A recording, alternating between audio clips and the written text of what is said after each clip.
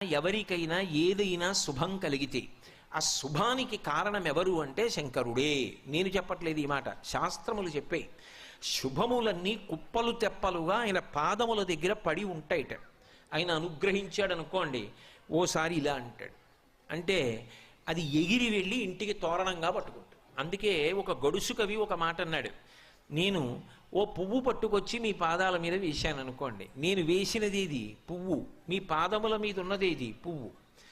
నేను ఒక పువ్వు పట్టుకెళ్ళి మల్లికార్జున లింగం మీద వేశాను అనుకోండి, పరమ ప్రేమతో వేశాను అనుకోండి, ఆ పువ్వు ఓ ఏడాది తర్వాత నా ఇంటి మనవడు. నేను ప్రేమతో వేసిన పువ్వు 2 ఏళ్ల తర్వాత నా ఇంట్లో మనవరాలు. నేను ప్రేమతో వేసిన పువ్వు నేను కట్టుకునే ఒక ఇల్లు. నేను వేసిన పువ్వు నాలో కలిగేటటువంటి భక్తి. నేను వేసిన పువ్వు ఏ వయస్సులో నాకు రావాలో ఆ వయస్సు